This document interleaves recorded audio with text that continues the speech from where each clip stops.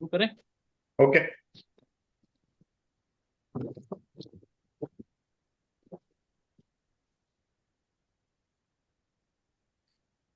आज कौन सा भजन गाए?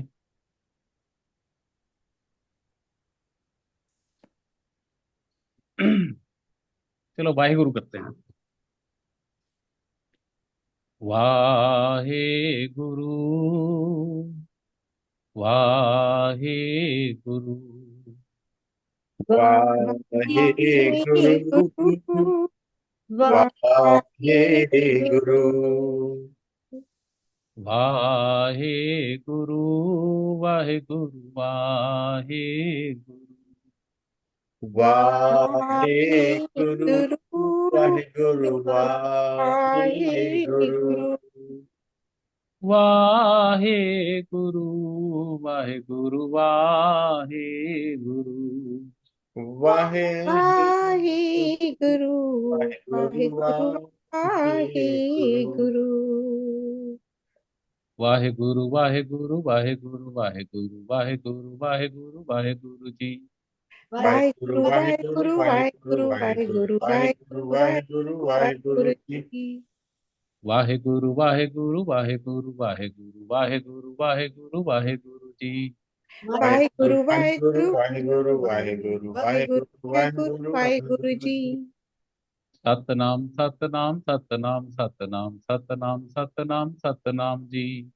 सतनाम, सतनाम सतनाम सतनाम, सतनाम, सतनाम, सतनाम सतनाम, सतनाम, सतनाम जी। सतनाम वाहे जी।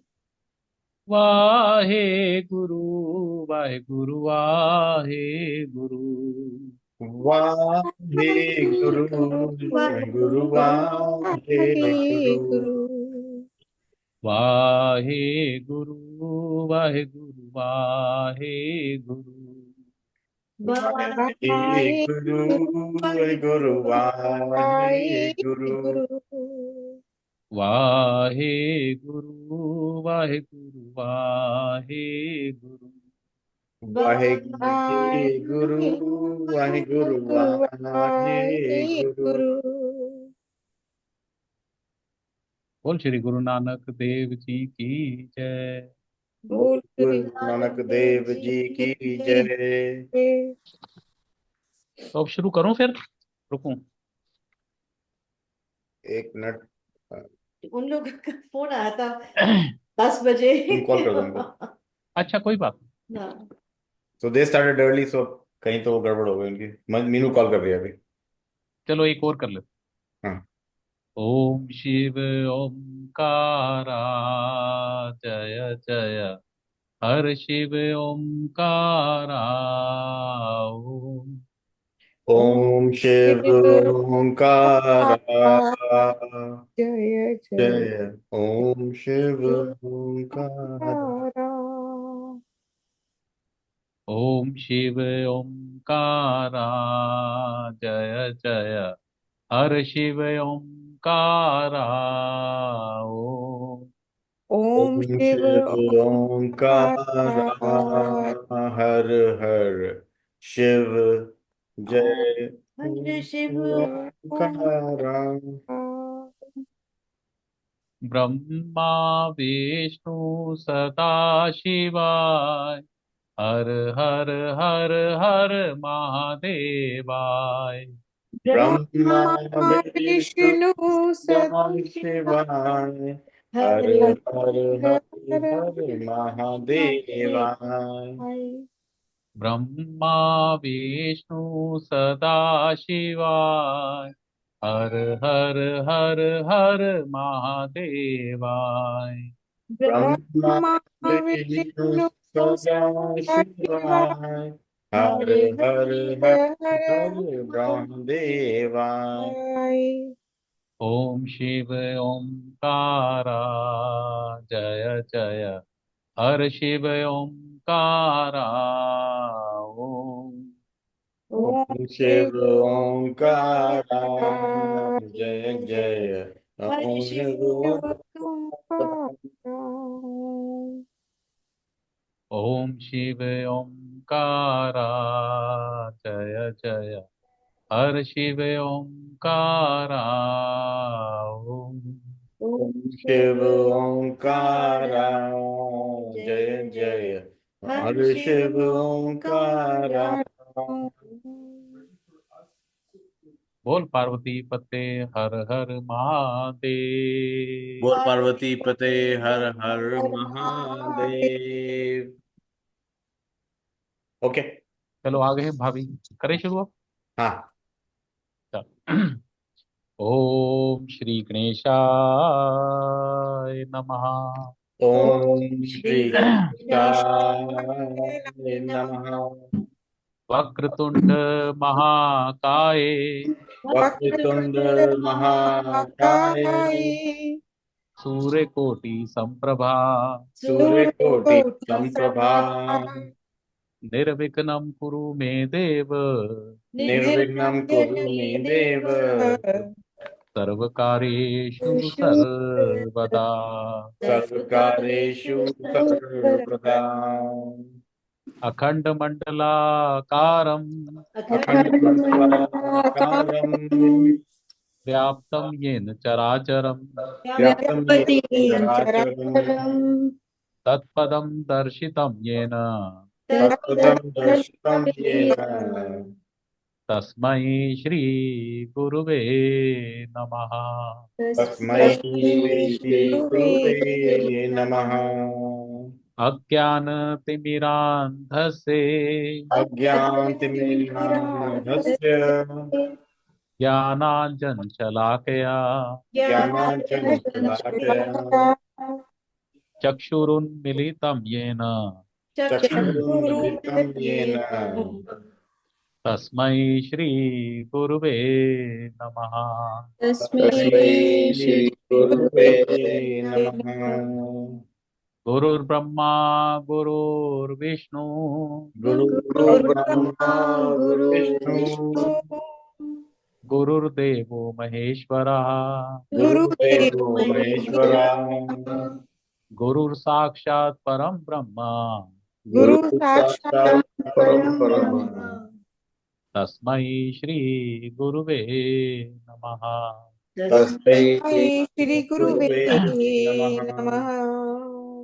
नित्यानन्दं व्यापीय सर्वं, नित्यानन्दं व्याप्य सर्वं त्रैलोक्यं सचराचरं, त्रैलोक्यं सचराचरं तत्पदं दर्शितं येन, तत्पदं दर्शितं येन तस्मै श्री गुरुवे नमः।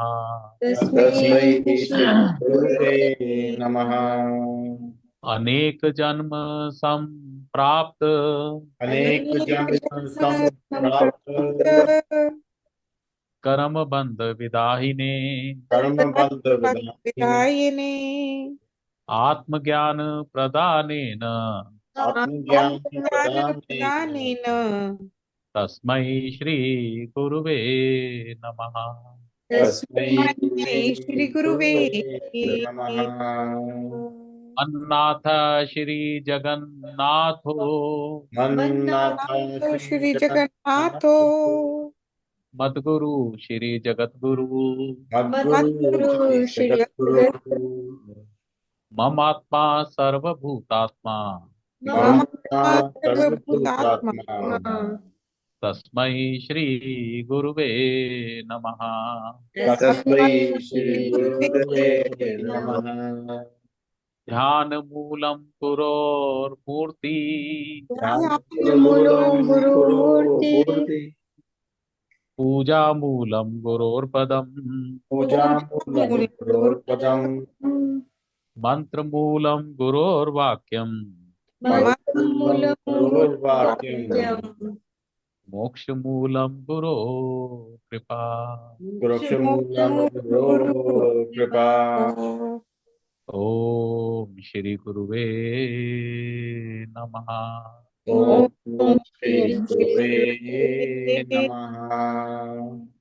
शांताकारं भुजगशयनं, शान्ताकारं भुजगशयनं पद्मनाभं सुरेशं, पद्मनाभं सुरेशं विश्वाधारं गगनसदृशं, विश्वाधारं गगन से दृशम मेघवर्णम शुभांगम मेघवर्णं शुभांगं मेघवर्णशुभांगं लक्ष्मीकांतं कमलनयनम लक्ष्मीकान्तं लक्ष्मीकान्तं कमलनयनं योगिभिर्ध्यानगम्यम योगिभिर्ध्यानगम्यं वंदे विष्णु भवहरम वन्दे विष्णु भवभयहरं विष्णुभरं सर्वलोकैकनाथम सर्वलोकैकनाथं यम ब्रह्मा वरुणेन्द्र रुद्रमरुतः यं ब्रह्मा ब्रह्मा वरुणेन्द्र रुद्रमत्रुतः स्तुन्वन्ति दिव्यैस्तवैः शृण्वन्ति दिव्यैस्तवैः वेदैः साङ्गपत्रमो उपनिषदैर् वेदैः साम्प्रमोपनिषदैः गायन्ति यम सामगाः गायन्ति यं गायत्रीयं सामगाः सामगाः यस्यान्तं न विदुषुर ध्यानावस्थिततद्गतेन मनसा ध्यानावस्थितं मनसा मनसा पश्यन्ति यम योगिनो पश्यन्ति पश्यन्ति यं योगिनो योगिनो यस्यान्तं न विदुषुरासुरगुणा यस्यान्तं न विदुषुरासुरगुणा देवाय तस्मै नमः। देवाय तस्मै नमः। ओम श्री परमात्मे नमः। ओम श्री परमात्मा रामाय राम भद्राय रामाय राम भद्राय भद्राय रामचंद्राय वेदसे रामचंद्राय वेदसे रघुनाथाय नाथाय रघुनाथाय नाथाय सीताया पतये नमः। सीताय पतये नमः। अतुलित बल धामम अतुलित बल धामं हेम शैलाभ देहम हेमशैलाभदेहं दनुज वन कृशानुम धनुर्बन कृशानु शानु ज्ञानी नाम अग्रगण्यम ज्ञानी नाम अग्रगण्यं सकल गुण निधानम सकल गुण निधानं वानराणामधीशम वानराणामधीशं रघुपति प्रिये भक्तम रघुपति प्रिये भक्तं भक्तम वात जातम नमामि। वातजातं नमामि। प्रणवौ पवन कुमार प्रणवौ पवन कुमार कलबन पावक ज्ञान घन कलवन पावन ज्ञान धन जासु हृदय आकार जासु असुर हृदय हृदय आकार। बस ही राम सर चाप धर बरस नहीं नाम सब चार। आप बोल सियावर रामचंद्र भगवान की जय। बोल सियावर रामचंद्र भगवान की जय। जय श्री हनुमते नमः। जय श्री हनुमत नमः। तो आज है बालकांड दोहा 206 206 नहीं, ये तो हो गया था। हाँ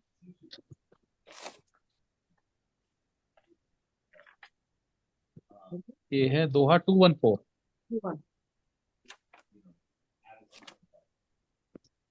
ये आज हम करेंगे। पिछली बार हमने कहा किया था कि भाई विश्वामित्र जी आए थे लेने के लिए, तो दशरथ ने बड़ी मुश्किल से भेजा उन्हें उनके साथ, क्योंकि उन्हें वो असुर वगैरह तंग करते थे हवन करने में। तो खैर वो दोनों गए, तो सबसे पहले उन्होंने ताड़का का वध किया। फिर उसके बाद मारीच राक्षस आया, तो उसको उन्होंने बिना फर वाला बाण मारा। बिना फर वाला बाण समझ गए ना, जिसके आगे ट्रायंगल नहीं लगा होता। हाँ और वो 7 योजन दूर जाके गिरा। इसमें समझने की बात है कि मारीच मरा नहीं। मारीच को उन्होंने बाण से धक्का देके 7 योजन दूर गिरा दिया, क्योंकि ये मारीच ही था जो दोबारा फिर वो हिरण बन के आएगा। और फिर मारीच का भाई था सुबाहु, उसे उन्होंने अग्नि बाण से मारा और उसको मतलब वो परम गति प्राप्त करा। अब उसके बाद कुछ दिन वहां भगवान रहे, उनके हवन की रक्षा की, विश्वामित्र वगैरह जो मुनि मुनि थे। तो फिर एक दिन विश्वामित्र कहने लगे कि चलो अब कुछ और भी आगे कौतुक किया जाए। तो उन्होंने बताया कि वहां पे एक धनुष यज्ञ हो रहा है, तो वहां चलते हैं। तो उन्होंने कहा जी ठीक है। तो राम भगवान और लक्ष्मण दोनों मिलके अब वो उनके साथ धनुष यज्ञ को चले, जनकपुर। तो रास्ते में उन्हें फिर अहिल्या वाली शिला शिला सिखाई दिखाई दी। तो उन्होंने पूछा जी ये शिला कैसी है।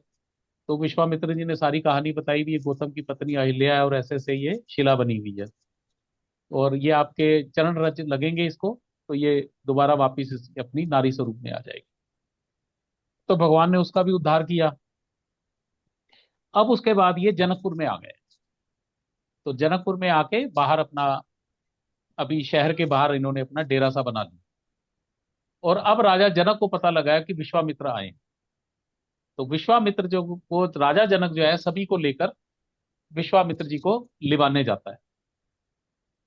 तो उनको लेकर आता है, तो क्या उसकी स्थिति होती है ये सारा आज के उसमें है। लेकिन ना इससे पहले मैं आज थोड़ा सा ना राजा जनक के बारे में बता दूंगा आपको। इसको शुरू करते हैं।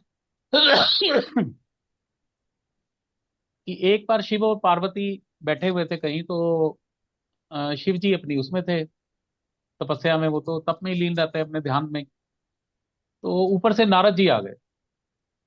तो नारद जी ने नारायण नारायण कहा और अपना माँ पार्वती से बात करनी शुरू कर दी। तो आपने देखा होगा कि शिव के गले के अंदर ना नरमुंडों की माला होती है। शिव जी के गले में नरमुंडों की एक माला पड़ी होती है।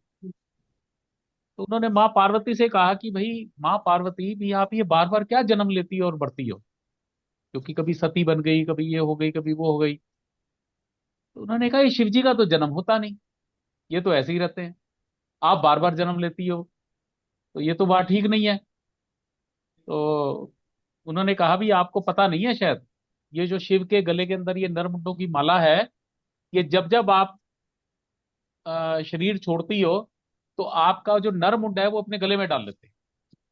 और आप देखो कितने सारे नरमुंड इनके गले में हो गए हैं, मतलब देखो आपके कितने सारे जन्म हो चुके। और शिव जी का कोई जन्म नहीं होता, ये जब से हैं तब से ऐसे ही हैं। तो माँ पार्वती कहने लगी कि ये, तो ये क्या मतलब होगा, इससे कैसे होगा। तो उन्होंने कहा माँ आप भी कुछ ऐसा करो ना कि भी आपको भी जन्म मरण ना होना पड़े, इन चक्कर से बाहर निकल जाओ। तो उन्होंने कहा जी वो कैसे होगा। तो नारद जी ने कहा कि भाई ऐसा है कि शिव जी को एक अमर कथा आती है, अगर वो अमर कथा तुम सुन लोगी, तो तुम्हारा भी जीवन मरण से छूट जाएगा मामला। तो कह के वो तो चले गए।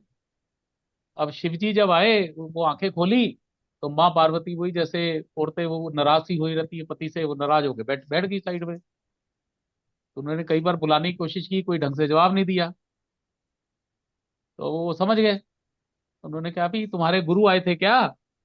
भी नारद मुनि, वो माँ पार्वती के भी गुरु हैं। तो उन्होंने कहा भी तुम्हारे गुरु आए थे क्या। तो उन्होंने कहा बस तुम ऐसी बातें करते हो। उन्होंने कहा भी क्या क्या वो आग लगा गए हैं। तो उन्होंने कहा कुछ नहीं, आप तो ये मेरे को बार बार जीना मरना पड़ता है, और आपने मुझे आज तक कथा नहीं सुनाई, अमर कथा सुनाओ तो मैं भी ये सब चक्कर में बाहर निकल जाऊं।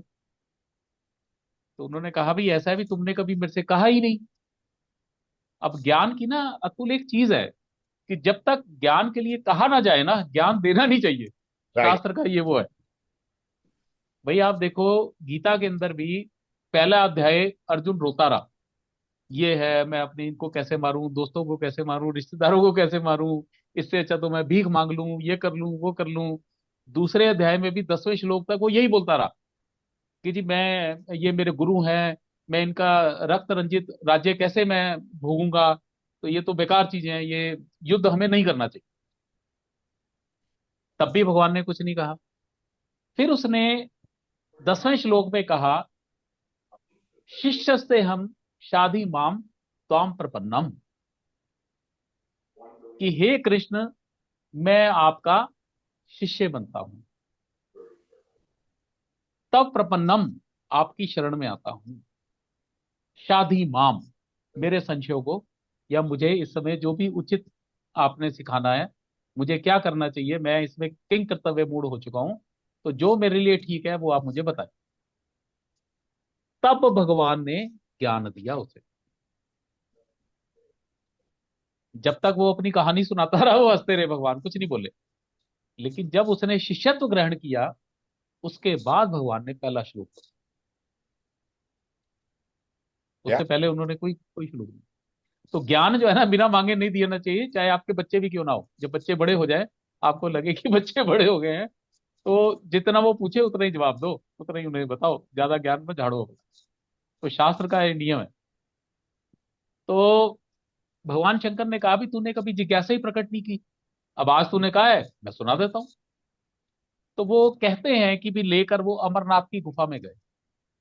क्योंकि बात यह है ना कि अगर उसे कोई और सुन लेगा तो फिर वो भी अमर हो जाएगा, अमर कथा। तो वहां जब गए, तो वो जब कथा सुना रहे थे, तो माँ पार्वती को नींद आ गई। तो कहते हैं किसी कल्प में आता है कि एक कौवा था, कहीं में आता है कि एक तोता था। तो वो सुन रहा था कथा और वो हाँ हाँ करने लग गया, हूँ करने लग गया। वो बीच में पूछ रहे थे हाँ सुन रहे हो ना, तो वो तोता हूँ करने लग गया। तो कहते हैं कि भी उस तोते ने पूरी अमर कथा सुनी। तोते को संस्कृत में कहते हैं शुक, संस्कृत में कहते हैं शुक। अब तोते ने सुन ली, तो उसके बाद जब वो कथा खत्म हुई, तो उन्होंने देखा कि माँ पार्वती तो सोई पड़ी है। अब उन्होंने देखा भी ये कथा कौन सुन रहा था, ये हूँ कौन कर रहा था। तो देखा उन्होंने एक तोता ऊपर सुन रहा था। तो वो तोते को मारने दौड़े। अब मारने दौड़े तो वो कैसे मरे, वो तो अमर हो गया। अब क्या हुआ कि वो शिव जी पीछे पीछे थे, तोता आगे आगे उड़ता जा रहा था। तो व्यास जी की पत्नी जो है वो जम्हाई ले रही, जैसे जमाई आती है ना, तो वो ले रही। अब तोता जो है उनके मुंह में घुस गया। कहते हैं कि वो फिर सुखदेव जी हुए, जिन्होंने भागवत की कथा की। भागवत को अमर कथा कहा जाता है। तो भागवत की कथा जो है सबसे पहले भगवान शिव ने मां पार्वती को सुनाई। उसके बाद सुखदेव जी ने राजा परीक्षित को सुनाई। भागवत की कथा को अमर कथा कहा जाता है कि भी उसे सुन के आदमी अमर हो जाए। खैर, अब सुखदेव जी जो थे वो उसके पेट में चले गए, व्यास जी की पत्नी के। 12 साल तक बाहर नहीं आए। तो मां को तकलीफ होने लगी। तो व्यास जी ने उनसे प्रार्थना की कि भाई आप बाहर आओ, मां को तकलीफ हो रही है। तो वो कह रहे नहीं, मैं बाहर आऊंगा ना तो मुझे माया घेर लेगी। कि जब भी इंसान इस पृथ्वी पर आता है तो उसे माया घेर लेती है। तो बड़ी ही रिक्वेस्ट उसकी, उन्होंने कहा नहीं, माया आपको नहीं घेरेगी। कुछ भी कर करके उन्होंने फिर अल्टीमेटली जन्म लिया। और कहते हैं कि जन्म लेते ही ना वो 12 साल के थे, 12 साल के हो चुके थे, वो जंगल की तरफ दौड़ गए। कपड़े पड़े नहीं पहने उसे, नंगे ही दौड़ गए। कहते हैं जी रास्ते में जब गए तो पीछे से व्यास जी भी हे पुत्र करते करते पीछे पीछे दौड़े। तो रास्ते में कुछ लेडीज नहा रही थी निर्वस्त्र। तो जब सुखदेव जी गए तो वो नहाती रही। जब व्यास जी आए तो उन्होंने कपड़े पड़े पहन लिए। तो कहते हैं कि उसके बाद जब ये उसको मना मनू के लाए सुखदेव जी को व्यास जी, तो रास्ते में फिर उन्होंने उस लेडी से पूछा कि जब ये जा रहा था तब तो तुमने कपड़े नहीं संभाले, जब मैं आया तो तुमने कपड़े संभाल लिए। बोले जी आपका बेटा जो है वो ब्रह्म है, उसे संसारिक चीजों से कुछ लेना देना नहीं। आपकी दृष्टि में अभी भी संसार बना हुआ है, स्त्री पुरुष का भेद बना हुआ है। इसलिए हमने वस्त्र पहने, और आपका बेटा जब निकला तो हमें उससे कोई फर्क नहीं पड़ा, क्योंकि वो इन चीजों से दूर है। तो अब स्टोरी आगे ऐसे चलती है कि धीरे धीरे सुखदेव जी बड़े हो गए। बृहस्पति गुरु ने उनको सारे वेद वूद सिखाए। लेकिन ना शास्त्र ये भी कहता है कि भाई हर जीव का जब आप मनुष्य योनि में आते हैं तो आपका गुरु अवश्य होना चाहिए। शास्त्र जो है गुरु के ऊपर बड़ा बल देता है कि गुरु आपके जीवन में जरूर होना चाहिए। क्योंकि जब परिस्थितियां कुछ उलट पुलट आती हैं तो आप ठीक निर्णय नहीं ले पाते। उस समय कोई ठीक बुद्धि वाला आदमी चाहिए जो कि आपको ठीक राय दे और ठीक आपको मार्ग बताए। और देखो, ये सच्चाई है कि भगवान भी जब मनुष्य शरीर में आते हैं तो वो भी गुरु जरूर बनाते। कृष्ण भगवान ने संदीपनी को गुरु बनाया। राम भगवान के गुरु थे गुरु वशिष्ठ। और तो इनको भी कहा गया कि भाई आप भी गुरु बनाइए। व्यास जी ने कहा, जब ये वेद वूद पढ़ लिया उन्होंने कहा भी अब गुरु बनाओ अपना। तो उन्हें समझ नहीं आई, उन्हें लगा जी मैं तो इतना ज्ञानी बन गया, वेद मैंने पढ़ लिए, ब्रह्म मैंने अमर कथा भी सुनी हुई है, तो भाई मुझे गुरु बनाने की क्या जरूरत। लेकिन वो पिता ने कहा तो अब उन्हें बनाना पड़ा। अब उन्हें समझना है कि भाई भाई गुरु का भी तो लेवल होना चाहिए ना। अब वो उनमें इतना अहंकार आ गया, उन्हें लगा कि भाई मेरे से ज्यादा लेवल किसका होगा। भाई गुरु तो वही हो ना जो आपसे एक लेवल ऊपर हो। तो अब वो बड़े चक्कर में हैं। अब उन्होंने व्यास जी से कहा कि व्यास जी, पिताजी ये बताओ कि फिर मैं गुरु किसको बनाऊं। उन्होंने कहा भाई ऐसा है, तू राजा जनक को जाके गुरु बना। अब वो और चक्कर में कि भी एक राजा है, राजा तो भोग विलास में लगा रहता है, उसको कैसे गुरु बनाऊं। लेकिन पिताजी की आज्ञा थी, चले गए। राजा जनक के बारे में कहा जाता है, हमारे ना ऋषि भी चार तरह के होते हैं। सबसे पहले नॉर्मल ऋषि जो हवन वन करते हैं। फिर उसके बाद महर्षि होते हैं, जो कि वेदों वुदों का सारा पाठ फूट करके और इस तरह से प्रचार वगैरह करते हैं। फिर उसके बाद ब्रह्म ऋषि होता है। महर्षि के बाद ब्रह्म ऋषि होता है। ब्रह्म ऋषि वो होता है जिसे ब्रह्म के साथ अटैचमेंट हो गई है। फिर दो ऋषि होते हैं, एक होता है राज ऋषि। राज ऋषि मीन्स की वो रहते तो राजा की तरह हैं, लेकिन मन से संसार से पूरे विरक्त होते हैं। तो राज ऋषि का एक ही एग्जाम्पल आता है, राजा जनक। और एक होते हैं देव ऋषि, जो देवताओं के भी ऋषि हैं। तो वो हमारे देव ऋषि भी एक ही है, वो ने कहा वो है नारद जी। विश्वामित्र के बीच में मैं एक स्टोरी बताऊंगा कि विश्वामित्र ना महर्षि थे। तो ब्रह्म ऋषि आदमी तब बनता है जब एक ब्रह्म ऋषि दूसरे को आशीर्वाद दे कि तू ब्रह्म ऋषि हो जा, अदरवाइज वो महर्षि ही रहता हम्म। है। अब विश्वामित्र में ब्रह्म ऋषि बनने की सारी वो थी योग्यताएं, बस उनमें गुस्सा था थोड़ा सा, बड़ी जल्दी भड़क जाते थे। और ये जो वशिष्ठ गुरु थे, ये ब्रह्म ऋषि। तो जब तक ये वशिष्ठ जो है वो उसको ब्रह्म ऋषि की उपाधि ना दें, तब तक वो विश्वामित्र ब्रह्म ऋषि नहीं बन सकते। और विश्वामित्र ब्रह्म ऋषि बनना चाहते थे। तो एक दिन जब वो नहीं बने, तो एक दिन उन्हें बड़ी खुंदक आई। तो वो एक पेड़ के ऊपर चढ़ के बैठ गए, तलवार सी लेकर। उनके नीचे गुरु वशिष्ठ और वो उनकी पत्नी बैठा करते थे रोज आके। और वो सोचने लगे कि आज मैं इसको मार डालूंगा। भाई जब आदमी बहुत तंग आ जाता है तो फिर यही होता है ना, वो गुस्से में। तो उस दिन चांस की बात है कि गुरु वशिष्ठ अपनी पत्नी से कह रहे थे कि भाई विश्वामित्र में सारी खूबियां हैं ब्रह्म ऋषि बनने की। मैं उसे बनाना भी चाहता हूं, लेकिन उसका थोड़ा सा जो चिड़चिड़ा नेचर या ऐसा क्रोधित नेचर है, इसकी वजह से मैं उसे ब्रह्म ऋषि नहीं बना पा। जबकि मेरी बड़ी इच्छा है कि मैं इसे ब्रह्म ऋषि बनूं। और ऊपर विश्वामित्र सुन रहे थे पेड़ के ऊपर।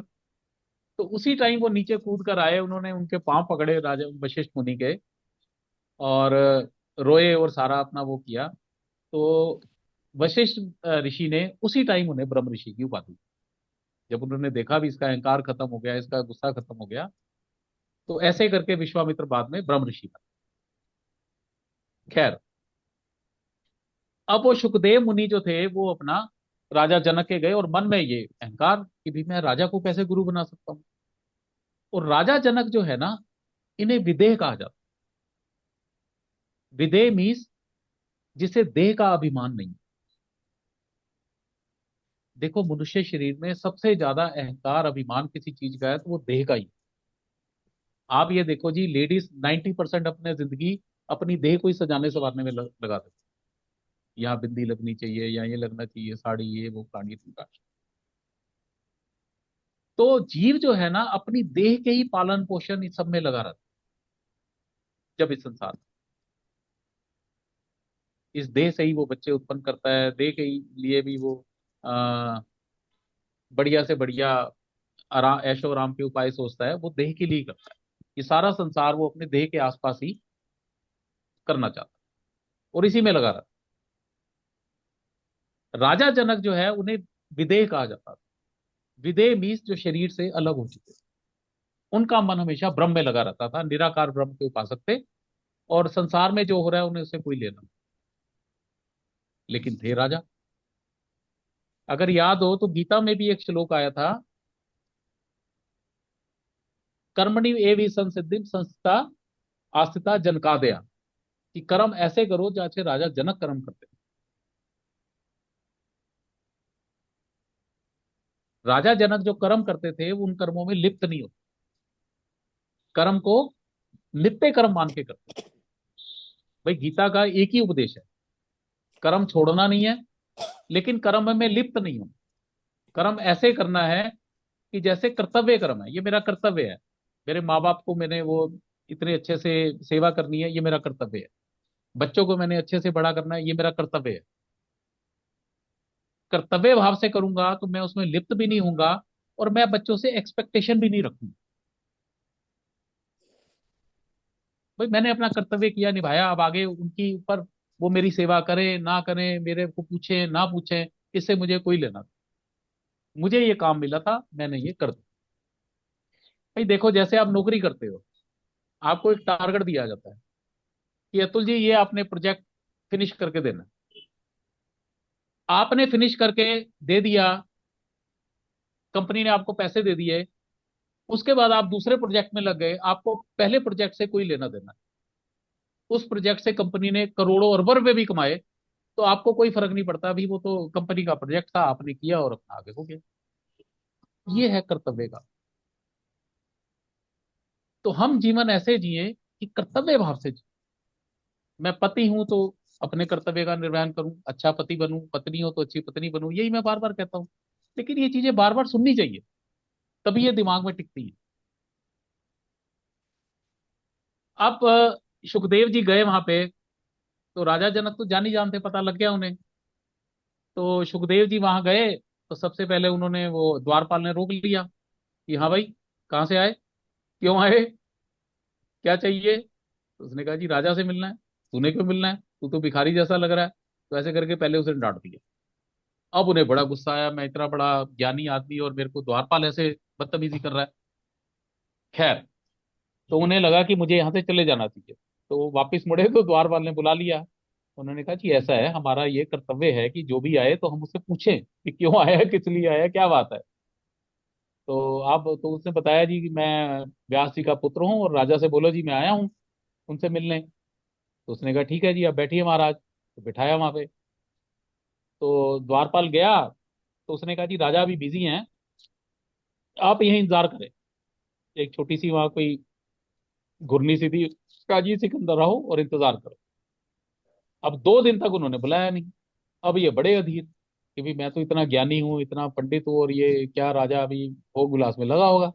अब वो अपनी कहानियां करे जा रहे हैं। खैर 2-3 दिन बाद राजा ने कहा चलो भाई आओ अंदर। अब 2-3 दिन हो गए थे, तो उन्होंने वो लंगोटी मोटी भी वहीं नहा रहे थे, वहीं कर रहे थे, तो एक लंगोटी जो थी अपनी वहीं सूखने में डाल दी, और अपना दूसरे कपड़े पहन के वो अंदर आ गए। अंदर आ गए तो उन्होंने देखा भी राजा जनक पलंग पे लेटा हुआ है, और रानियां जो है उनके पांव दबा रही हैं, कोई रानी उसे खाना खिला रही है, और एक पांव राजा का साइड में आग लगी हुई है, और उसके ऊपर उसने रखा हुआ। भाई आग ना लगे, लेकिन आग के ऊपर रखा हुआ। तो ये गए वहां पे, देखा उन्होंने, बड़ा अद्भुत दृश्य था, कुछ बोले नहीं। तो राजा ने कहा जी आ गए, कहा जी हाँ गए। तो अभी ये बात चल ही रही थी, इतने में एक दौड़ा दौड़ा एक आदमी आया, उसने कहा राजा जी बाहर आग लग गई है। मैं, उन्होंने कहा अच्छा कोई नहीं, बुझाओ, देखो क्या हो सकता है। और उसके बाद ऐसे ही वो उसी स्थिति में रहे। अब वो बात शुरू करी उन्होंने सुखदेव जी से, फिर एक आदमी आया, उसने कहा राजा जी वो बिल्कुल कमरे के बाहर तक आ गई है आग। तो जैसे ही ये बात सुनी, सुखदेव जी वहां से फटाफट भागे। उन्हें याद आया कि मेरी लंगोटी जो है वो वहां सूख रही है, उसको आग ना लग जाए। तो वो दौड़े दौड़े गए, अपने लंगोटी को संभाल संभूल के आ गए। तो इतने में आग वाग बुझ गई। तो अब बात हुई, तो राजा ने कहा कि भाई आप ब्राह्मण हैं, और ब्रह्मचर्य आपने कर लिया है, अब आप गृहस्थ आश्रम में जाइए। तो उसने कहा जी गृहस्थ आश्रम में नहीं जा सकता है, भोग विलास में थोड़ी मैं जाऊंगा। तो उन्होंने कहा भाई देखो ऐसा है, मैं भी एक राजा हूं, सारे भोग भोग रहा हूं, इसके बावजूद मेरा जो मन है वो ब्रह्म में ही लगा रहा। आप भी बड़े ज्ञानी हैं, आप भी ब्रह्मलीन हैं, लेकिन आपका मन आज भी, जब आग लग रही थी तो लंगोटी में ज्यादा था, बाकी चीजों में नहीं। मेरा महल जल रहा है, मुझे कोई फर्क नहीं पड़ता। एक पांव मेरा अग्नि के ऊपर है और एक पांव औरतें दबा रही हैं, सुंदर सुंदर स्त्रियां दबा रही हैं, मुझे ना उससे खुशी मिल रही है ना उससे दुख हो रहा है। भाई एक पांव आग के ऊपर पड़ा हुआ है, एक पांव को औरतें दबा रही हैं। तो उन्होंने कहा सुखदेव जी, मन को आप ऐसा बनाइए कि संसारिक चीजों से आप विरक्त होकर ईश्वर में आपका मन लगा रहे और बाकी सब काम भी होते। कालांतर में एक स्टोरी और भी आती है कि वो गए जब, तो उन्होंने कहा भाई ऐसा है मैं तुम्हें गुरु बना लूंगा। उन्होंने पूछा भी कैसे आए, राजा जनक ने। तो सुखदेव जी ने कहा जी पिताजी ने कहा है भी हम आपको गुरु बनाऊं। तो उन्होंने कहा चलो ठीक है मैं तुम्हें गुरु बन जाऊंगा, लेकिन एक शर्त है। एक पानी का थाल बड़ा या मटका सा पूरा भर के उनके सिर पे रखा, और उन्होंने कहा जी इसमें से एक बूंद पानी नहीं गिरना चाहिए इस महल का पूरा चक्कर लगा के, और सारा देखना भी आसपास क्या है क्या नहीं। मैंने कहा जी ठीक है। अब वो उनके सिर पे घड़ा रख दिया, पानी बिल्कुल लबालब फुल था, और अपना उन्होंने कहा जाओ जी। अब वो बेचारे अपना वो पूरा चक्कर चुक्कर लगाया उन्होंने, एक बूंद पानी नहीं गिरा। आए और अपना राजा के सामने खड़े हो गए, बोले जी हमने पानी गिरने नहीं दिया। तो उन्होंने कहा अच्छा वो तो ठीक है, ये बताओ कि महल में तुमने क्या क्या देखा। तो उन्होंने कहा जी कैसी बात कर रहे हो, भाई मैं कुछ देखता तो ये तो पानी ना गिर जाता। तो उन्होंने कहा बस इतनी सी बात है। तो वृत्ति आपकी हमेशा ब्रह्म में रहे और बाकी सब काम आप कर्तव्य बुद्धि से करते रहे। ये थोड़ी ना समझने की बात है, थोड़ी डीप बातें हैं, लेकिन अब ये इससे आसान हो नहीं सकता इसको समझाना। मन आपका ईश्वर में लगा रहे कि जैसे पानी की बूंद गिर ना जाए, लेकिन पूरे विचरण भी करते रहो, पूरे संसार में भी घूमते रहो, लेकिन एक स्थिति मन की आपकी ईश्वर के अंदर 24/7 लगी। तो राजा जनक जो थे, उन्हें विदेह की उपाधि मिली हुई थी और वो राज ऋषि की उपाधि भी मिली, कि भी उन्होंने कहा प्रारब्ध से मुझे राजा का स्वरूप प्राप्त हुआ है, लेकिन मुझे इसमें कोई लालच नहीं है, या मेरी इसमें कोई वृत्ति नहीं है, या मेरा मन इसमें नहीं लगा हुआ, मन मेरा सदा ब्रह्म से ही लगा। और राजा जनक के गुरु थे अष्टावक्र। ये भी अब बता ही देता हूँ स्टोरी, ये 2-3 स्टोरी सुन लो आज। अष्टावक्र सुना हुआ है नहीं नाम? खैर, अष्टावक्र जी क्या थे? एक बहुत बड़े ऋषि हुए हैं, और एक उनकी ऋषि जो थे वो बड़े, उनको वेद रटे हुए थे, वेद पुराण पुराण सब रटे हुए। तो उनकी पत्नी का जब गर्भाधारण हुआ, तो उसके अंदर ये अष्टावक्र जी आए। तो ये पहले ठीक ठाक थे। वक्र होता है टेढ़ा, जो 8 जगह से टेढ़ा होता है उसे कहते हैं अष्टावक्र। अष्टम यानी 8 और वक्र मैंने टेढ़ा। तो क्या हुआ, उनके पिताजी को बड़ा गुमान था, वो राजा जनक के यहाँ ही, जैसे अकबर के साथ वो थे दरबारी, उसी तरह राजा जनक के वो बड़े अच्छे दरबारी थे और वो थे विद्वान थे बहुत। तो वो कहते थे जी, बार बार वो बात करते थे भी वेदों में के अंदर, पुस्तकों के अंदर बड़ा ज्ञान भरा पड़ा है, क्योंकि उन्हें उस ज्ञान के ऊपर बड़ा अपना वो था। तो अष्टावक्र जब पेट के अंदर थे, जब 2-3 बार उन्होंने सुना, तो उन्होंने बीच में से ही बोला, अंदर से गर्भ से ही, कि पिताजी ज्ञान किताबों में नहीं है, ज्ञान तो आपके भीतर है। शास्त्र भी ये कहता है, जो भी आप पढ़ते हो, जो भी आप सुनते हो, ये एक्वायर्ड नॉलेज है, जबकि wisdom that comes with in, वो अंदर से निकल के। मैंने बड़े बड़े संत देखे हैं अतुल, वो खुद ये कहते हैं कि जब हम गद्दी पे बैठते हैं, व्यास गद्दी पे, जब हम उपदेश देने बैठते हैं, 2 घंटे 4 घंटे देते हैं, जब नीचे उतरते हैं तो उन्हें पता नहीं होता कि उन्होंने क्या बोला। वो कहते हैं जी हमें नहीं पता क्या बोला, वो ईश्वर ही हमारे अंदर से वो बुलवाता चला। तो पिताजी ने डांटा भी, क्या बकवास कर रहा है, ऐसे 2-3 बार हो गया। तो फिर वो पिताजी वही, भाई किताबों में बड़ा ज्ञान है, ग्रंथों में बड़ा ज्ञान है, क्योंकि वो ग्रंथ ही पढ़ते थे। वो फिर वही बीच में से बोल जाते थे कि पिताजी मैं बार बार कहता हूँ, ज्ञान ग्रंथों में नहीं है, ज्ञान तो आपके अंदर है। अब एक दिन पिताजी को खुंदक आ गया। जो ज्ञानी आदमी होता है ना, गुस्सैल भी बड़ा होता है, उसे लगता है कि बाकी सब तो मूर्ख है, मुझे ही सब पता है। तो उन्होंने कहा अच्छा चल, तू बड़ा बकवास करता है, 8 जगह से टेढ़ा हो जा। तो उनका जो शरीर था 8 जगह से टेढ़ा, जब वो पैदा हुए तो 8 जगह से टेढ़े थे, इसलिए उनका नाम पड़ा अष्टावक्र। तो ये तो पहली स्टोरी है। हम्म। फिर दूसरी ये है कि राजा जनक जो थे, वो अपने यहाँ ना वाद विवाद प्रतियोगिताएं करते थे। राजा महाराजा ना पहले शास्त्रार्थ होते थे, भाई बड़े बड़े लोगों को बुलाया जाता था और आपस में एक दूसरे के साथ वो शास्त्रार्थ करके एक नई चीज निकाला करते। तो ये सब वहां होता था उस टाइम। तो एक बार कुछ बाहर से कुछ विद्वान लोग आए, तो इनके पिताजी भी शास्त्रार्थ करते थे। तो कई दिन हो गए वो शास्त्रार्थ से वापस नहीं आए। तो अष्टावक्र ने अपनी माँ से पूछा कि भाई वो पिताजी आए नहीं। तो उन्होंने कहा बेटा वो राजा जनक के यहाँ बड़े सारे विद्वान आए हुए हैं, तो वो शास्त्रार्थ अभी चल रहा है, और बड़े ज्ञानी पुरुष हैं, इसमें अभी तक डिसाइड नहीं हो पा रहा शास्त्रार्थ में, तो इसलिए वो वही है। तो उन्होंने कहा जी बड़े दिन हो गए। उन्होंने कहा चलो एक दिन मैं ही जाके देखता हूँ। तो वो अपना टेढ़े मेढ़े से, ऐसे वो चलते भी ऐसे ही थे टेढ़े टेढ़े से, तो चल चुल के घिसट विसट के वहां पहुंचे। तो वहां पहले तो उन्होंने अंदर जाने नहीं दिया। उन्होंने कहा जी मैं उनका पुत्र हूँ। तो बाकी उन्होंने कहा ठीक है जी जाइए आप। तो एक हॉल के अंदर शास्त्रार्थ हो रहा था, और उन्होंने दरवाजा खोला और अंदर घुसे, और थे तो टेढ़े मेढ़े ही। जैसे ही अंदर घुसे, वो जितने भी लोग थे ना, बड़ी जोर की हंसने लग गए इनको देख। उन्होंने देखा ये क्या टेढ़ा सा आदमी है। अब जब वो हंस बैठे, तो उसके बाद अष्टावक्र जी बड़े जोर से हंसे। राजा जनक वहीं बैठे हुए थे, तो राजा जनक बड़े वो थे, तो उनको पता, उन्होंने पूछा भी कौन है, तो पता लगा जी उनके पुत्र हैं। तो उन्होंने, राजा जनक ने उन्हें बुला के अच्छी सी सीट वीट दी, बिठाया उन्हें, और फिर उनसे पूछा कि भाई ये बताइए, ये हंसे सारे दरबारी आपको देख के, ये बात तो मुझे समझ आई, आप क्यों हंसे, आप क्यों हंसे।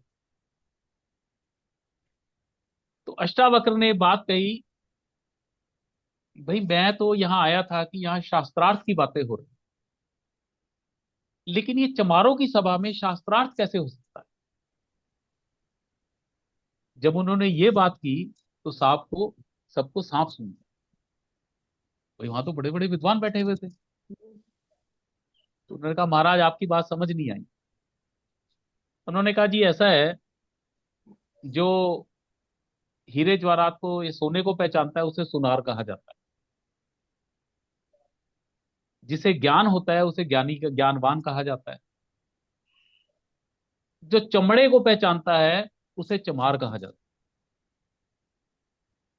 है। इन्होंने मेरा शरीर का चमड़ा देखा, मेरा ज्ञान नहीं देखा।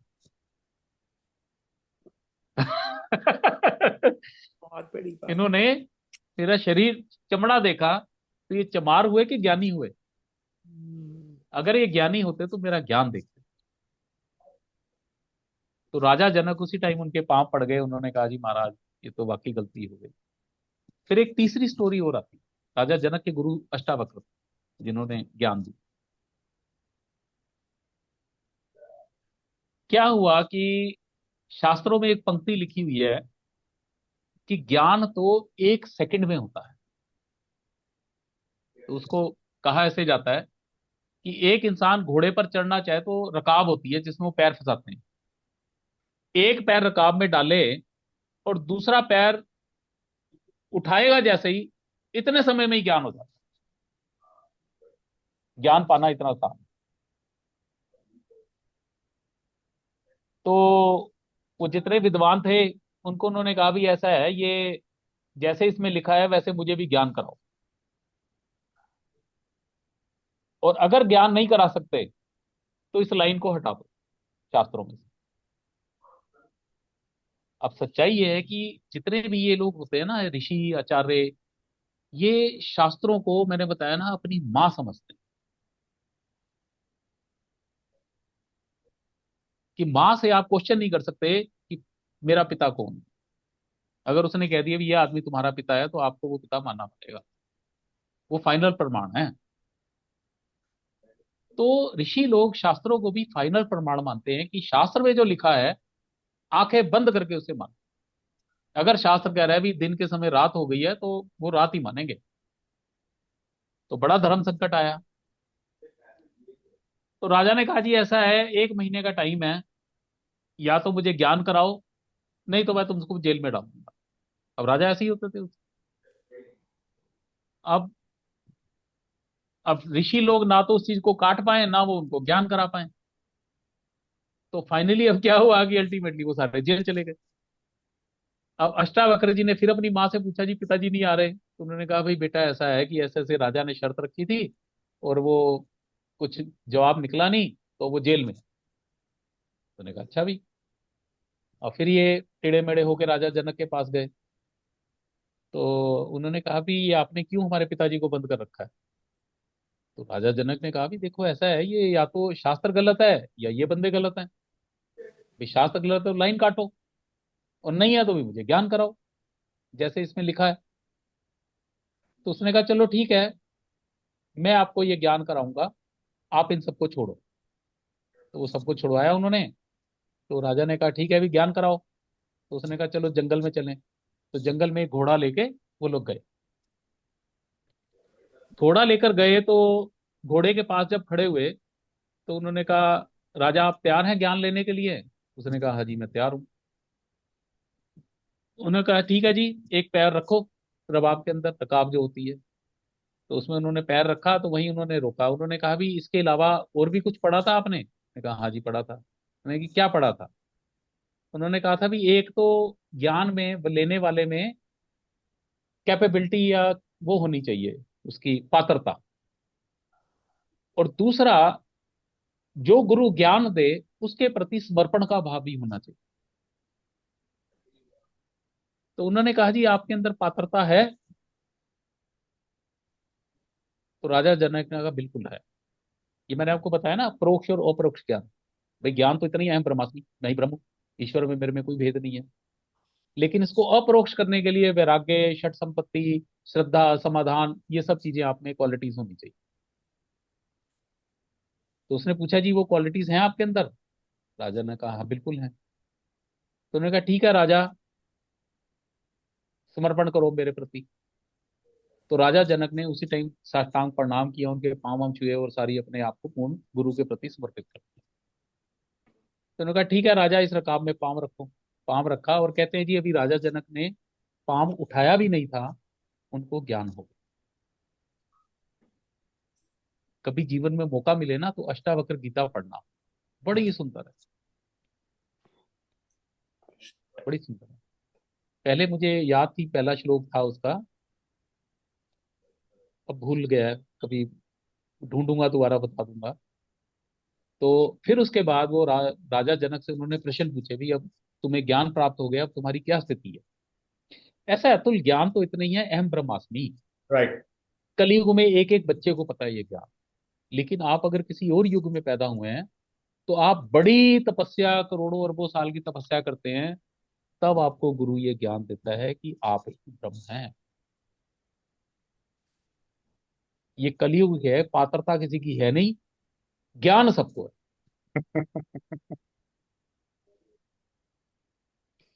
बाकी अगर आप किसी भी युग में अगर आप पैदा होते हैं तो आप बड़ी तपस्याएं करते हैं, बड़ा कुछ करते हैं, उसके बाद गुरु आपको बताता है तत्त्वमसि हो तुम ही हो, सर्वम खलु इदम ब्रह्म, सब ब्रह्म ही है, इसके अलावा कुछ नहीं। और अहम ब्रह्मास्मि, अयम आत्मा ब्रह्म। ये 10 15 20 जो है ये ज्ञान की लाइनें हैं, और लाइन सिर्फ इतनी है कि आप में और ईश्वर में कोई भेद नहीं, पात्र। लेकिन ये उसको ही ज्ञान दिया जाता है जिसमें ये पात्रता होती है। राइट। कलयुग में सबको ही ये सब ज्ञान है, पात्रता हो ना हो। तो उसके बाद कहते हैं जी अष्टावक्र जी जो है वो राजा जनक के गुरु बने। ठीक है। या तो ये राजा जनक की कुछ पृष्ठभूमि है कि भाई कैसे राजा जनक थे, राज ऋषि थे, और उन्हें विदेह कहा जाता है कि वो देह से दूर थे। 24/7 उनकी जो बुद्धि थी वो ब्रह्म में लगी। ठीक है। या अब शुरू करें। या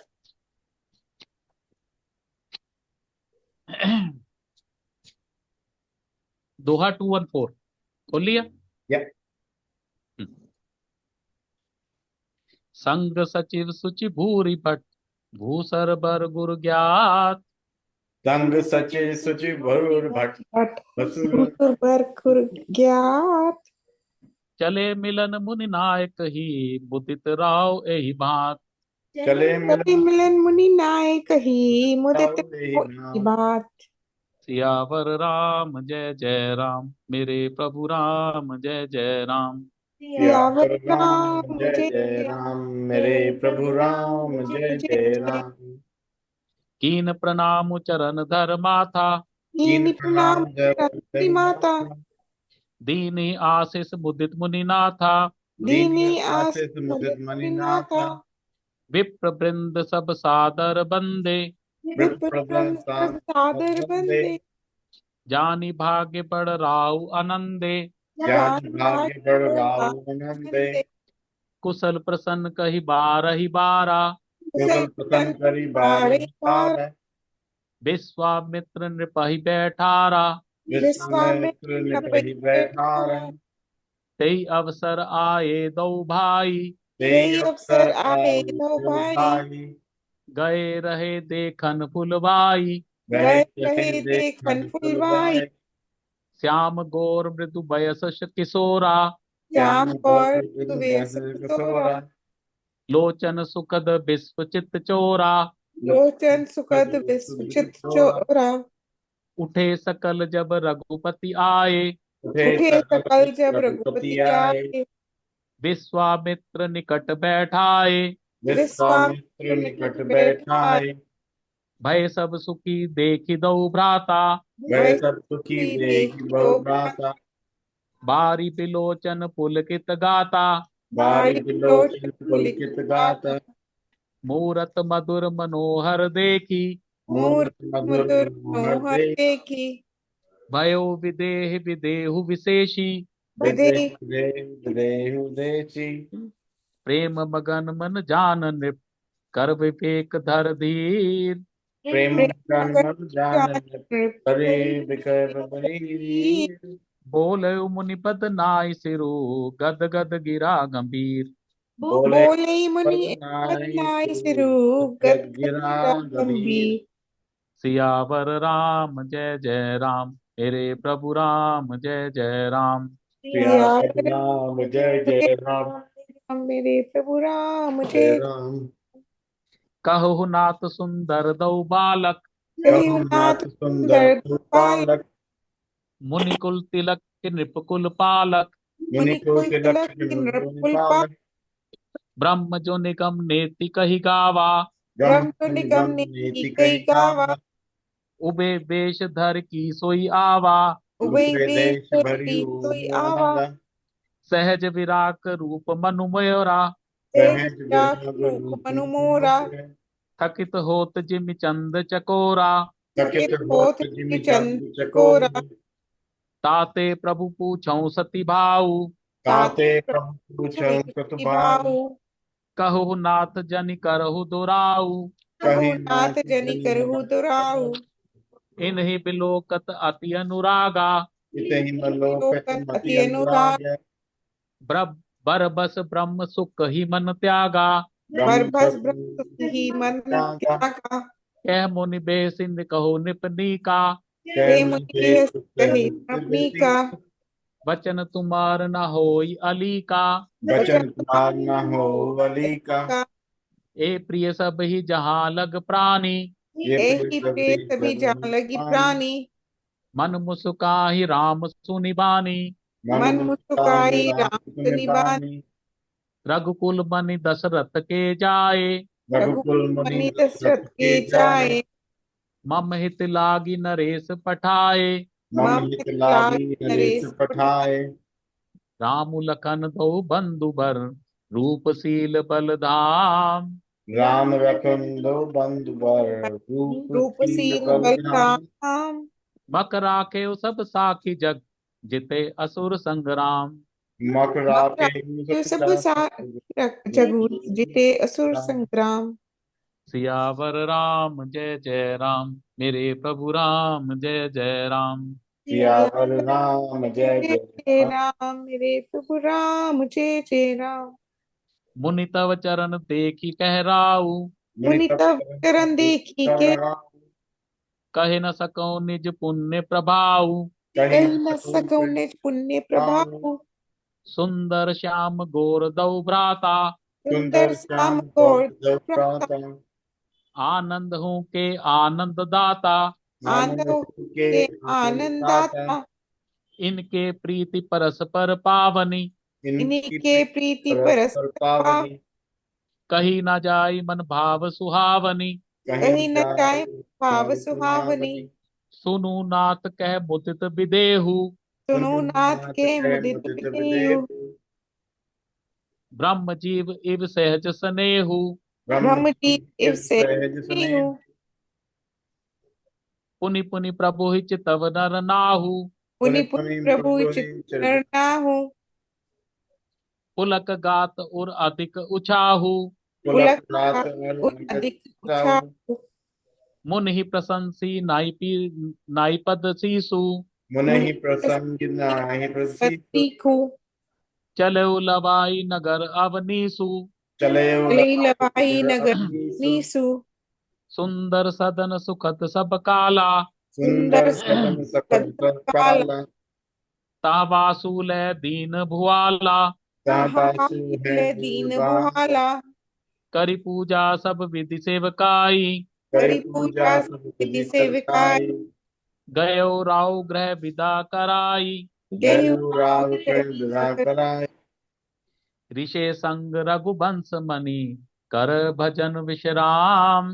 विषय संग रघुवंश बनी। मणि कर करी भजन भोजन राम। विश्राम। बैठे प्रभु भ्राता सहित, दिवस रहा भर जाम। बैठे बैठे प्रभु प्रभु भ्राता भ्राता सहित। सहित दिवस दिवस रहा रहा बलिहाम। सियावर राम जय जय राम, मेरे प्रभु राम जय जय राम। सियावर सियावर राम जय जय जय जय राम। राम मेरे मेरे प्रभु प्रभु राम राम, जय जय जय जय राम। राम। लखन हृदय लाल सा विशेषी, लखन लखन के दे लाल से ही। जाई जनकपुर आये देखी। जाई जाय जनकपुर जनक पर आही आय देखी। देखी। प्रभु बै बहुरी मुनि सकुचाही। प्रभु प्रभु भय भई भूरि मुनि सकुचाई। सकुचाही। प्रगट न कहि मन ही मुसुकाही। प्रगट प्रगट न न कहीं के ही मनि मुस्काई। राम अनुज मन की गति जानी, राम अनुज मन कुछ मन की गति जान। भगत बच्चलता ही हुलसानी। भगत बड़ी बचलता हुए इंसानी। फुरसानी। परम विनीत सकुची मसुकाई। परम परम विनीत सकुची सबकी मुस्कान। मुस्काई। बोले गुरु अनुशासन पाई। बोले बोले गुरु गुर अनुशासन अनुशासन पाई। पाई। नाथ लखनपुर देखन चही। नाथ नाथ लाखन गुरु देखन देखन चे। चाहि। प्रभु सकोच डर प्रगट न कही। प्रभु प्रभु कोश सुकट प्रगट न केही। जो राउर आयुष में पावो, जो जो राउर आंसू में उसमें पाप। पाव। नगर दिखाई तुरत ले आवो। नगर नगर दिखाई दिखाई तुरंत तुरत ले ले आओ। आओ। सुन मुनीस कह बचन सप्रीति। सुनी सुनी मुनि मगन से कहे बचन प्रीति। सप्रीति। कसना राम तुम राखो नीति। कस कसना राम राम। मेरा कोई नीति। धर्म से तु पालक तुम ताता। धर्म धर्म से से काल पालक तुम का। ताता। प्रेम विवश सेवक सुख दाता। प्रेम बस सेवक सुखदाता। दाता। जाई देखी आपहु नगर, सुख निदान दो भाई। जाय देखो देखिया आप हुई न गुरु नगर, सुख निदान दो भाई। भाई। करु सफल सबके नयन, सुंदर बदन दिखाई। करम सब करम सुफल सबके नयन, सुंदर सुंदर बदन बदन देखा। दिखाई। सियावर राम जय जय राम, मेरे प्रभु राम जय जय राम। सिया राम जय जय राम, मेरे प्रभु प्रभु मुझे जय राम। इनका एक एक लाइन में मैं मीनिंग बता देता हूँ, ओके। ठीक है। संग सचिव सूची भूरी भट्ट, भूसर बर गुर ज्ञाति। संग सचिव मंत्रियों के सहित, सचिव होते हैं मंत्री, सेक्रेटरीज। सुचि पवित्र हृदय वाले। भूरी भट्ट, भट्ट होते हैं बड़े बड़े योद्धा, और बड़े बड़े योद्धा को लेकर। भूसुर, भूसुर हो गए देवता, ये ब्राह्मण लोग। बर गुरु ज्ञाति, और इनके वैसे गुरु थे शतानंद जी, जो राजगुरु थे शतानंद जी, वैसे उनके जो गुरु थे वो अष्टावक्र। ज्ञाति, ज्ञाति होते हैं भी उच्च कुल के लोग जो हैं, उन सबको लेकर राजा जनक चले मुनि मन नायक ही मुदित राव वही भांति। बड़ी खुशी मन से राजा जनक इन सब लोगों को साथ लेकर विश्वामित्र जी से मिलने चले। जब उन्हें पता लगा कि विश्वामित्र जी आए हैं, तो उनको विश्वामित्र जी को मिलने गए, और ये सब लोगों को साथ लेकर गए, पूरा का पूरा एक समुदाय। कीन प्रणाम चरण धर्मा था। विश्वामित्र को देखा उन्होंने तो उन्होंने दंडवत प्रणाम किया। दीन आशीष मुदित मुनिनाथ था, और विश्वामित्र जी ने उन्हें आशीर्वाद दिया। विप्र वृंद सब सादर बंदे, जान भाग बड़ राउ आनंद। फिर राजा ने और भी जो विश्वामित्र के साथ मुनि वगैरह आए हुए थे, उन सबके चरणों में भी प्रणाम किया, और बड़े आनंद के साथ उन सबका अभिवादन किया। कुशल प्रसन्न कही बारह ही बारह, विश्वामित्र ने पही बैठारा। फिर विश्वामित्र जी ने राजा से पूछा भी आप कुशल हैं, सब ठीक है, कैसे हैं, क्या है, और उनको अपने पास बिठाया। तई अवसर आए दो भाई। जब ये हो रहा था तो दोनों भाई रामचंद्र, राम और लक्ष्मण प्रवेश करते हैं। गए रहे देखन फुलवाई। जब विश्वामित्र जी है ना, शाम को संध्या करते थे तो उनके लिए फूल तोड़ने जाते थे, गुरु जी विश्वामित्र के लिए। तो वो फूल तोड़कर फुलवारी से लाए। अब ये सब अंदर आ चुके हैं, अब राम और लक्ष्मण एंट्री करते हैं। श्याम गौर मृत्यु बयस किशोरा, लोचन सुखद विश्व चित चोर। तो दोनों के कैसे हैं, एक श्याम वर्ण के हैं, एक गोरे वर्ण के हैं। राम जी श्याम वर्ण के हैं, लक्ष्मण जी गोरे वर्ण के हैं, और किशोर अवस्था है। और लोचन सुखद विश्व चित चोरा, और उनका पूरा का पूरा जो शरीर है, पूरा जो उनका वो है, वो ऐसा है कि वो जो भी उसे देखता है उसकी आंखें खुशी से भर जाती, और पूरे विश्व का वो चित्त चुरा लेती। उठे सकल जब रघुपति आए। जब भगवान आए, राम भगवान आए, तो सबके सब उठ गए। क्योंकि देखो, कोई भी, कोई बड़ा सुंदर व्यक्ति या कोई बड़ा सुंदर आपके सामने आ जाए तो आप बरबस ही उठ जाते हैं। तो सारे के सारे राम भगवान को देख के, लक्ष्मण जी को देख के सारे के सारे उठ खड़े। विश्वामित्र निकट बैठाए। उसके बाद विश्वामित्र जी ने उन दोनों को अपने पास बिठाया। भय सब सुखी देख दो भ्राता। सबको, दोनों भाइयों को देख के अत्यंत प्रसन्नता हो रही है, जितने भी लोग हैं वहां। बारी बिलोचन पुलकित गाता। लोगों की आंखें भर गई और पूरा शरीर गदगद हो गया। मूरत मुदर मनोहर देखी, भयो विदेहु विदेहु विशेषी। ये कमाल की लाइन है। मूरत मधुर मनोहर देखी। ऐसी मनोहर मूरत जब राजा जनक ने देखी तो उनका क्या हाल हुआ। भयो विदेहु विदेहु विशेषी। जो विदेह था, जो देह की भी भूल हो, अपने तन को भी भूल चुके थे, वो भी अब स्पेशल विदेहु बने। वो अपना शरीर भूल भूल के राम के शरीर में उनका मन लग गया। भयो विदेहु विदेहु विशेषी। भाई जो संसार से बिल्कुल हटे हुए हैं, ब्रह्म में लीन है, वो अपने तन मन की वो भूल के सारी सुध बुध उनकी राम के तन मन में। विदेहु विशेषी। प्रेम अवगन मन जान नृप कर विवेक धर धीर। अब जब उनका मन राम भगवान के उसमें इतने सुंदर उसमें लग गया, तो उन्हें लगा भी ये क्या हो रहा है, क्योंकि उनका मन तो हमेशा निराकार ब्रह्म में लगा रहता था, राज ऋषि थे। लेकिन आज उनका मन राम को देख के उस ब्रह्म से हट के राम में आ गया। तो अब उन्होंने अपने आप को समझाया कि भाई ये क्या हो रहा है मेरे साथ, ऐसा तो नहीं होना चाहिए। बोले मुनिपद नाई सिरु गद गद गिरा गंभीर। अब जब ये हो रहा था तो उन्होंने अपनी दोबारा से वृत्ति को धारण किया, ब्रह्म वाली वृत्ति को, और विश्वामित्र को हाथ जोड़ के प्रश्न पूछा। क्या प्रश्न पूछ रहे हैं। कहो नाथ सुंदर दो बालक। हे मुनिवर ये बताइए, ये दोनों इतने सुंदर बालक कौन है? मुनिकुल तिलक के नृपकुल पालक? क्या ये कोई मुनियों के वो शिरोमणि है, या किसी राज घराने से इनका संबंध है? ब्रह्म जो निगम नेति कही गावा। मैंने आपको बताया था ना कि वेदों में ब्रह्म को नेति नेति कहा गया, ना इति ना इति ना इति, क्योंकि भगवान को वर्णन नहीं किया जा सकता। तो वेदों में ये हुआ कि भी ये भी नहीं है, ये भी नहीं है, ये भी नहीं है, ये भी नहीं है, ये भी नहीं, जो बचेगा वो ब्रह्म। तो कह रहे हैं क्या ये वो ब्रह्म है जो नेति नेति कह के वेद और निगम गाते हैं? वेद निगम में नेति नेति है ना भाई, जल नेति नहीं है, पृथ्वी नेति नहीं है, जो बचेगा वो ब्रह्म। तो कह रहे जो निगम नेति नेति कह के गाते हैं, क्या ये वो ब्रह्म है? उभय वेश धर को सोयावा। उभय मैंने होता है दो, वो दो स्वरूप धर के क्या वो इस संसार में आ गया?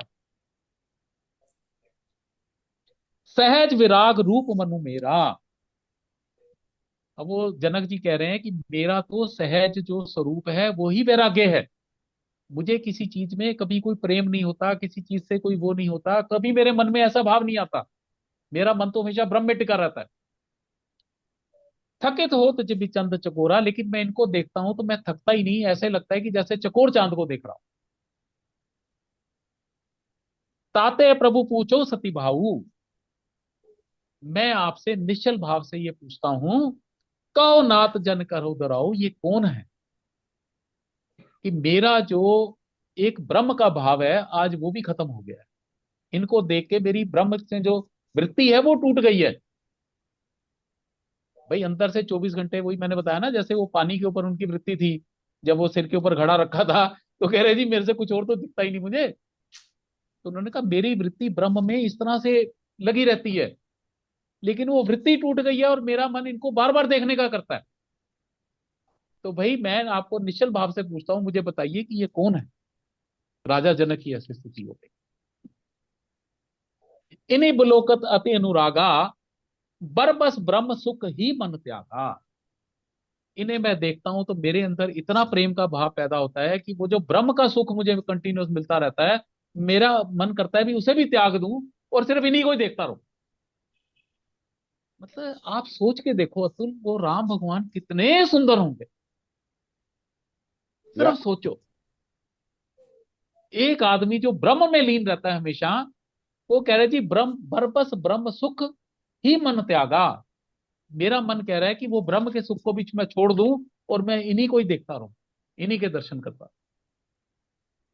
कह मुनि बेसी कहू निपनी का, वचन तुम्हार ना हुई अली का। अब विश्वामित्र जी ने हंसते हुए कहा कि भैया ऐसा है, अब मैं खुल के तो नहीं कह सकता, लेकिन इतना समझ लो, जो तुमने कहा है वही सत्य है। भाई जो आपने कहा है ये ब्रह्म है और ये दो वेश धारण करके आए हैं, तो जो आपने कहा है यही सत्य है। इशारों इशारों में कहा कि ये ब्रह्म ही है। आगे, ए प्रिय सब ही जहां लग प्राणी।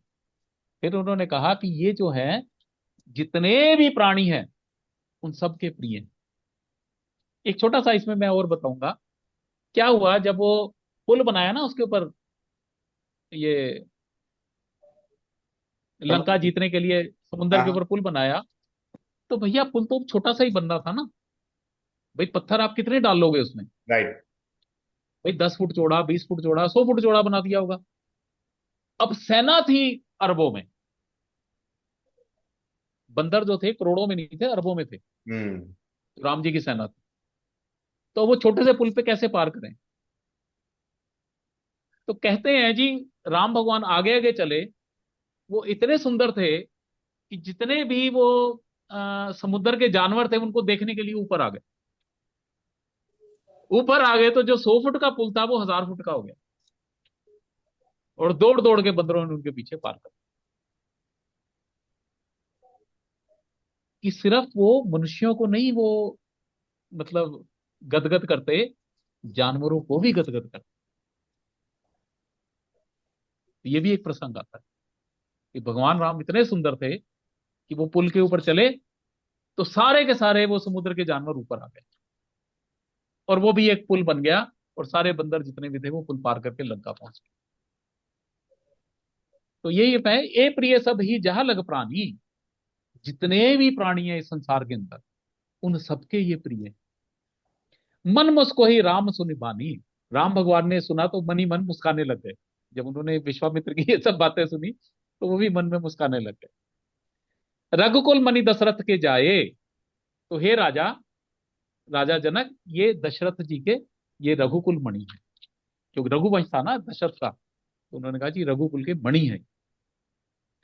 मम हित लागी नरेश पठाए, मेरा हित करने के लिए राजा ने मेरे साथ इनको भेजा है। राम लखन दो बंधुवर रूपशील बलदाम, मख राखे सब साखी जग, जिते असुर संग्राम। उन्होंने कहा भी राम और लखन ये दो भाई हैं, और ये रूप शील बल के धाम है। और इसके अलावा मख, मख होते हैं हवन, मख राखे सब साखी जग, ये पूरा का पूरा संसार इस चीज का साक्षी है। साक्षी मैंने साक्षी है कि मेरे जो हवन थे या मुनियों के हवन थे उन सबकी इन्होंने रक्षा की है। किससे रक्षा की है? जिते असुर संग्राम, और जितने भी असुर थे उनको इन्होंने वध करके मार डाला। तो ये ऐसा नहीं, ये मतलब बलशाली भी, तो इन्होंने हमारे हवन की रक्षा की है। मुनि तब चरण देख कह रहा हूं, कहना सको निज पुण्य प्रभाऊ। तो वो विश्वा राजा जनक ने मुनि को कहा कि उनके चरणों की तरफ हाथ करके कि आज मैं अपना जो वो है, जो मेरा आनंद मुझे मिला है या जो मेरा पुण्य जागा है, मैं उसका वर्णन नहीं कर सकता। सुंदर शाम गोर दो भ्राता, आनंद हो के आनंद था। क्या लाइन है। वो कह रहे हैं जी ये जो दो बालक लाए हो आप, ये इतने सुंदर हैं। मैंने आपको बताया ना, हमारे शास्त्रों में हर चीज के दो मीनिंग होते हैं, सुख दुख जन्म मृत्यु, ये सारे वो हैं। एक आनंद ऐसा शब्द है जिसका ऑपोजिट है ही नहीं। इंग्लिश किसी भी लैंग्वेज में आनंद का ऑपोजिट कोई है ही नहीं, ना संस्कृत में है ना हिंदी में है, किसी लैंग्वेज में नहीं। सुख का दुख है, जीवन का मरण है, हर चीज का ऑपोजिट है। आनंद का कोई ऑपोजिट नहीं। तो कह रहे मैं इनको देखता हूं तो इतना आनंद आता है मुझे, क्योंकि वो तो हमेशा ब्रह्म आनंद में ही रहते थे। कह रहे भी ये तो आनंद के भी आनंद है। जब मैं इन्हें देखता हूं तो उस आनंद, जो मैं ब्रह्म आनंद में हमेशा रहता हूं, जिसके ऊपर कोई आनंद होता नहीं, उससे भी ऊपर कोई आनंद हो तो वो मुझे महसूस हो रहा है इनको देख। इनके प्रीति परस्पर पावनी, कहीं ना जाई मन भाव सुहानी। और मैं देखता हूं कि ये दोनों भाई भी आपस में कितना परस्पर प्रेम करते हैं। सुनो नाथ कै मुदित बेहू, ब्रह्म जीव इव सहज स्नेहू। इनका स्नेह ऐसा है जैसे ब्रह्म और जीव का। भाई अल्टीमेटली जीव को विश्राम कहाँ मिलता है? भगवान की भक्ति में। आप कितना भी संसारिक चीजों में भोग लो, एक जन्म कर लोगे, दो जन्म कर लोगे, फाइनल एक जन्म ऐसा आएगा कि आप भगवान की शरण में ही जाओ। इसमें कहीं कोई संशय नहीं। आप आज जाएं या और 10,000 जन्मों के बाद, असली शांति तो भगवान के चरणों में। तो उन्होंने कहा भी इन दोनों भाइयों का प्रेम ऐसा है जैसे ब्रह्म और जीव का आपस में स्नेह। कितने भी इधर उधर हो जाए, फाइनली तो ब्रह्म के पास ही जाना है, ईश्वर के पास ही जाना। पुनि पुनि प्रभु चितव न नाहु, पुलक गातुर अधिक चाहू। वो बार बार भगवान को देखते हैं और उनके मन में और ज्यादा प्रेम बढ़ता चला जा रहा है। मुनि प्रशंसी नाई पत शिशु, चले लवाई नगर अवनीसु। अब इसके बाद उन्होंने विश्वामित्र जी के चरणों में प्रणाम किया। उन्होंने कहा कि प्रभु चलिए, अब आप हमारे नगर में चलिए। सुंदर सदन सुख सब काला, ता बासुल तीन भुआला। राजा फिर उनको एक ऐसे भवन में ले गए जो कि हर काल के अंदर सुंदर था, हर काल के अंदर वो सुरक्षित था और बढ़िया था। जैसे भाई गर्मी है तो आपके यहाँ एसी लगा हुआ है, सर्दी है तो आपके यहाँ हीटर लगा हुआ है। तो ऐसे भवन में ले गए, सुखद सब काला, जो हर समय में वो सुखद ही था। ऐसे भवन में उन्हें ले गए। करी पूजा समिति से काई, उनकी पूजा की, उनकी सेवा की। गए और आओ ग्रह विदा कराई। उसके बाद राजा जो है उनको प्रणाम वणाम करके अपने घर को बिताओ। ऋषि संग रघुवंश मणि, करे भोजन विश्राम, बैठे प्रभु भ्राता सहित दिवस रहा प्रभुताप। उसके बाद ऋषि के संग विश्वामित्र जी के साथ बैठ के जब वो सब चले गए तो भगवान ने भोजन वोजन किया, उसके बाद विश्राम किया। अब ये सब कर रहे थे, तो अभी एक पहर रह गया था, अभी दिन का एक पहर बचा था। लखन हृदय लालसा विशेषी जाई जनकपुर आई देखी। अब लखन जी के मन में एक लालसा आई कि भी हमें जनकपुर जाके देखना चाहिए कैसा नगर है। प्रभु वह बहुरी मुनि सच गाई प्रकट ना की मनी मुस्काही। लेकिन वो राम भगवान से डरते हैं और विश्वामित्र से सकुचाते हैं आज्ञा ले। राम अनुज मन की गति जानी। अब राम भगवान ने लक्ष्मण जी के मन का वो जान लिया कि ये बाहर घूमना चाहता है। भगत बचलता ही इंसानी, भगवान के मन में भगत के प्रति जो वत्सलता आती है वो उमड़ पड़ी। फिर लक्ष्मण भी तो भगत ही है राम के, लक्ष्मण शेष के अवतार हैं, और शेष कौन है? राम के, विष्णु जी के भगत है। परम विनीत सकुची मुस्काई बोले गुरु ने शासन पाई। तो उन्होंने जब ये जान लिया तो राम भगवान ने फिर गुरु जी से कहा, और कहा कि भाई हम, लक्ष्मण जो है ये जाना चाहता है, तो आप हमें आशी वो आज्ञा दे। नाथ लखनपुर देखन चाहिए। उन्होंने कहा, हे गुरु जी, ये जो लखन है, ये लक्ष्मण है, ये नगर को देखना चाहता है। प्रभु सकोच डर प्रकट न करी, लेकिन आपके डर से वो इस चीज को प्रकट नहीं कर रहा, अपनी इच्छा को दबा के बैठा हुआ। जोर और आयुष में पावो नगर दिखाई तुरंत ले आऊं, अगर आप आज्ञा दें तो मैं इसको पूरा शहर दिखा लाऊं। सुन सुनीस कह बचन सप्रीति कसना राम सुखी नीति धर्म से। तो उन्होंने कहा, ठीक है, अभी तुम तो धर्म के रक्षक हो, बिल्कुल जरूर जाओ, तुम्हें क्यों नहीं जाना चाहिए। जाई देखिए आवू नगर सुख। तो उन्होंने कहा, भी मेरी आपको वो आज्ञा है, दोनों भाई जाओ और अपनी सुंदरता से जितने भी लोग हैं उनको भी प्रसन्न करो। तो अगला जो टॉपिक लेंगे, हम लेंगे कि वहां जो लेडीज हैं, जो सखियां हैं, वो कैसी कैसी बातें करती हैं भगवान को देख के, वो भी बड़ा सुंदर है। ओके, तो अगली बार हम ये, मैं आ रहा हूँ, 1 मिनट, दरवाजा खोल के आता हूँ, कोई आ गया। आप शुरू करो। बस हो गया, अब हम तो बस फिनिशिंग पे हैं। श्री रामचंद्र कृपालु भज मन हरण भव भय दारुणम। श्री रामचंद्र कृपालु भजु मन हरन भव भय दारुणम। नव कंज लोचन कंज मुख कर कंज पद कंजारुणम। नव कंज लोचन कंज मुख कर कंज पद कंजारुणम। कंदर्प अगणित अमित छवि नव नील नीरद सुंदरम। कंदर्प अगणित अमित छवि नव नील नीरद सुंदरम। पट पीत मानहु तड़ित रुचि शुचि नोमि जनक सुतावरम। पर पीत मान तड़ित रुचि शुचि शुचि नामिनी जनक ताम्बरम। सुतावरम। भज दीन बंधु दिनेश दानव दैत्य वंश निकंदनम।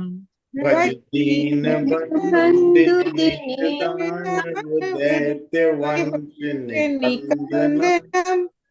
रघुनंद आनंद कंद कौशल चंद दशरथ नंदनम।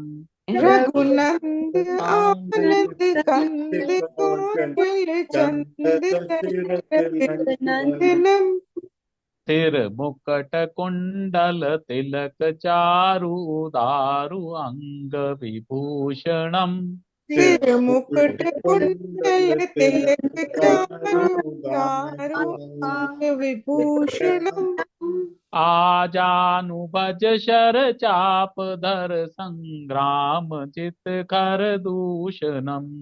आजानुबज शर चाप धर संग्राम चित कर दूषणम। इति वदति तुलसीदास शंकर शेष मुनि मन रंजनम। इति वदति तुलसीदास शंकर शेष मुनि मन रंजनम। मम हृदय कंज निवास कुरु कामादि खल दल गंजनम। मम हृदय कंज निवास गुरु का दल रंजनम। मन चाहि राचे मिली सो बरु सहज सुंदर सावरो। मन सुंदर सावरो। करुणा निधान सुजान सीलु सनेहु जानत रावरो। जानत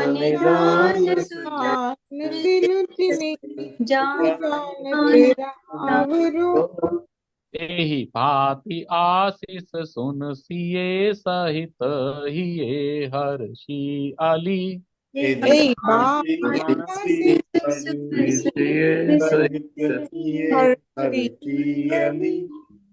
तुलसी भवानी पूज पुनि पुनि मुदित मन मंदिर चली। पुनि मुदित मंदिर चली। जानि गौरी अनुकूल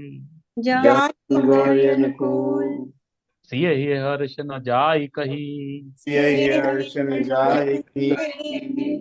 मंजुल मंगल मूल वाम अंग पर कन लगे।